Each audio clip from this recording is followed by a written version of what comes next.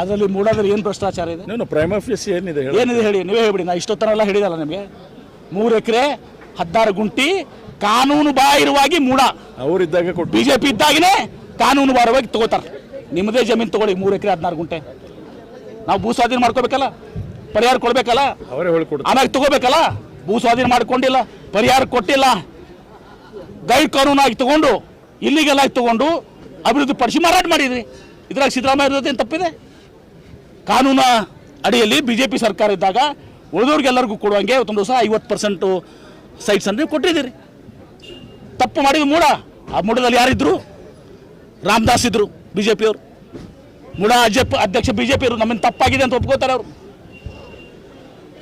GT ದೇವೇಗೌಡರು ಇದ್ರು, ಸಾರಾ ಮಹೇಶ್ವರು ಇದ್ರು. ನೀವು ಮಾಡಿದ ತಪ್ಪು. ಗೈರ್ ಕಾನೂನಾಗಿ ಭೂಮಿ ತಗೊಂಡು ಡೆವಲಪ್ಮೆಂಟ್ ಮಾಡಿ ಮಾರಾಟ ಮಾಡಿದ್ದೀರಿ. ಅದಕ್ಕೆ ಅನುಗುಣವಾಗಿ ಇವತ್ತು ಉಳಿದವ್ರಿಗೆ ಎಲ್ಲರಿಗೂ ಏನು ಕೊಡ್ತೀರಿ? ನಿಮ್ಮ ಸ್ಕೀಮ್ನಲ್ಲಿ ಯೋಜನೆ ಪರವಾಗಿ 50-50 ಅಂತ ಏನಿದೆ ಅದ್ರ ಪ್ರಕಾರವಾಗಿ ಸೈಟನ್ನು ಕೊಟ್ಟಿದ್ದೀರಿ. ಏನು ಹಗರಣ ಇದರಲ್ಲಿ? 9 ತಾಸಿನಾಗ ನಿಮಗೆ ನೋಟಿಸ್ ಕೊಡುವಂಥದ್ದಾಯಿತು. ಕ್ಯಾಬಿನೆಟ್ ತಿಳಿಸಿದ ಮ್ಯಾಗೂ ಕೂಡ ತಾವು ಎಲ್ಲ ಸುದೀರ್ಘವಾಗಿ ತಿಳಿಸಿದ ಮೇಲೂ ಕೂಡ ತಾವು ಈಗ ಪ್ರಾಸಿಕ್ಯೂಷನ್ ಸ್ಯಾಂಕ್ಷನ್ ಕೊಡ್ತೀರಿ.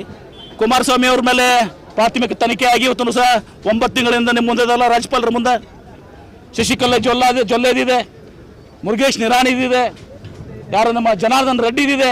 ಅವೆಲ್ಲವೂ ಕೂಡ ಪ್ರಾಥಮಿಕ ತನಿಖೆ ಆಗಿ ಲೋಕಾಯುಕ್ತರು ಪ್ರಾಸಿಕ್ಯೂಷನ್ಗೆ ಪರ್ಮಿಷನ್ ಕೇಳಿ 8 ತಿಂಗಳಿಂದ 16 ತಿಂಗಳಾಗಿದ್ದಾವೆ. ಅಲ್ಲಿ ನೀವು ಕುಂಭನಿದ್ರೆಯನ್ನು ಮಾಡ್ತಾ ಇದ್ದೀರಿ. ಅಲ್ಲಿ ಎಚ್ಚೆತ್ಕೊಂಡಿಲ್ಲ, ಏನೂ ಹುರುಳಿಲ್ಲಾರ್ದಂಥ ಒಂದು ನಾನ್ ಇಶ್ಯೂ, ನೋ ಕೇಸ್, ಅದನ್ನು ಕೇಸ್ ಮಾಡಕ್ಕೆ ಕೊಟ್ಟಿದ್ರಿ. ಇದನ್ನು ಕರ್ನಾಟಕದ ರಾಜ್ಯದ ಜನತೆ 7 ಕೋಟಿ ಜನ ಇದನ್ನ ಸಹಿಸ್ಕೊಳ್ದಲ್ಲ 136 ಸೀಟ್ಗಳನ್ನ ಕೊಟ್ಟು ನಮಗೆ ಕಾಂಗ್ರೆಸ್ ಪಕ್ಷಕ್ಕೆ ಅಧಿಕಾರ ಕೊಟ್ಟಿದೆ. ಇದು ಕೇವಲ ಕಾಂಗ್ರೆಸ್ ಪಕ್ಷದ ಕಾರ್ಯಕರ್ತರು, ಸರ್ಕಾರದ ಅಸ್ತಿತ್ವ ಅಲ್ಲ. ಇದು ಕರ್ನಾಟಕ ರಾಜ್ಯ.